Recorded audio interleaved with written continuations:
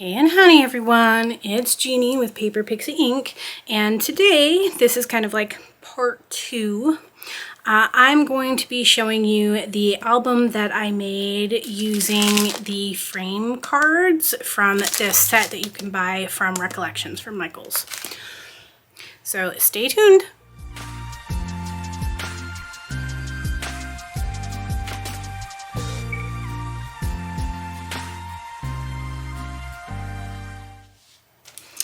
Okay, so I created this album using the same paper collection that I used to make the album that I showed you guys last time. The difference is that instead of using the envelopes, I used the 10 frame cards that were part of this set. So the album itself is the same size, so it's 5 inches by 6 inches by 2 3/4 inches. There are 10 signatures, and this one came together really quickly as well. There's tons of space in here, just as much if not more than the other one, because these are cards, so you have multiple pages within a page. So the front cover I kept very simple. These are just 2 of the cut aparts from the collection, as well as this Holly and Jolly. And then this is just, I have a EK Success snowflake punch, so I just punched that out in gold foil. I did back these with some craft cardstock just to make them pop a little bit, and the Holly and Jolly is popped up using a piece of chipboard that I had. I keep all my scraps, so works perfectly for applications like this. These are just some gold pearls from Pink Fresh. And then my spine I kept plain and just used another one of these phrase strips that I made using Canva and popped it up on a piece of chipboard as well, just to give it a little bit more dimension like I did on the other album. And then the back of this I just left plain again. My closure is just a couple pieces of ribbon. So this ribbon is the same ribbon that I used on the other album for the front bow. I like how sparkly it is, and the color I feel goes really well with this collection. So when you open the album up, I left a lot of it plain, so you can just mat your photos on the pages if you want. You could also mat pieces of plain cardstock to do some journaling as well if you wanted to, so you could put a photo here and then do some journaling down here. I kind of left it up to the user of this album to decide what they wanted to do. Some of the paper in this collection did have gold foil on it, so it does add a little bit of extra dimension to the pages, which is really cool.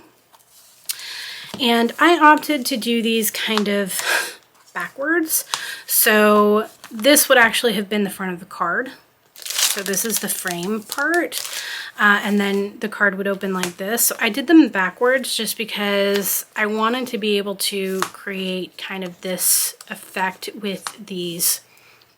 So each page is going to have this insert. So it's got the photo mat. Again, I left it open on the side so that you could manipulate the paper easily to get your photos in. And they have all these tabs on it. This is a tab punch from Stampin' Up. They no longer sell it, but there are die sets and probably other punches as well that you can buy that do the same thing. So I just left this open, and then we do have pockets on all of these, so you have all of this space. And these were tags that I created using We Are Memory Keepers punches, some scrap paper from the collection, as well as some cardstock as well. And on the cardstock, I just used some gel pens to kind of make them a little bit more decorative, so you can use these for like journaling. And all of my pages are essentially the same. So you have the inserts, you have the flip open, you have the pockets, you have the tags, and you just have tons and tons and tons and tons and tons and tons of space. And the great thing about this is that all of these pages these were all created using the cards, so you don't have to make anything for these. So these are really, really easy. And then the binding that I used to create these, I just used that same stacked method. So 5 tabs for each, so there's 10 pages in total. So they're super, super easy to make. And then all of the pages, they're all the same size. So when you go to cut your pattern paper for these, I literally just cut like 30 of them because I had 10 pages and there are 3 for each.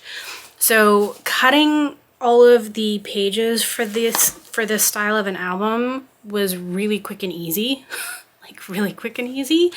And then all I did for these pages was these pockets are 2 inches tall. And so I just cut my pattern paper on the bottom at 1 3/4 inch. So same size of paper as this, like I always do. I just, for 10 of them, I cut 10 of them down to size and used the 2 halves to use on my pocket pages. And it came together so quickly. I can't even tell you how easy it was to make this album. And there is tons and tons of space in here because, I mean, if you think of a regular page, I mean, you can put a photo here, you can put a photo here. Obviously, you have your actual matted photos, the inserts to go in here. And then you can put a photo here as well. You could tuck additional photo mats into these pockets. So you have that as well.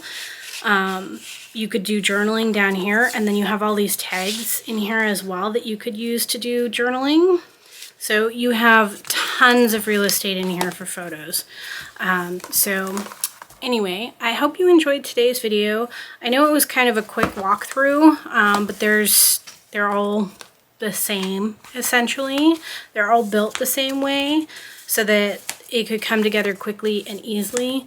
All told, I want to say it only took me maybe 2.5 hours to make this particular album. I know that seems like a lot, but it's actually very little because some of my more intricate albums can take me upwards of 40 to 48 hours in total.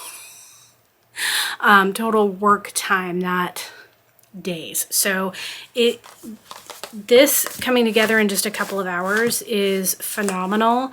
Being able to use the pre-made cards like that is amazing. It saved so much time and it made it so much easier. And having everything the same size makes cutting all your pattern paper really, really easy. So I hope you guys enjoyed today's walkthrough.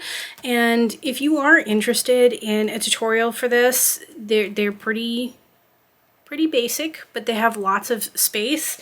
And if you do decide that you want to, you know, make both at the same time, they're the same size. So they'll go really well together in like a boxed set. And I think that you can probably make a box for these fairly easily to like, even if it's just a base box that you set them in. That isn't like a full enclosure. So anyway, let me know in the comments below if you guys are interested in a tutorial, and I will see what I can do with a different collection because I guess it's kind of past the holiday season now. And as always, if you guys are interested in seeing more, don't forget to like and subscribe. Thanks everyone.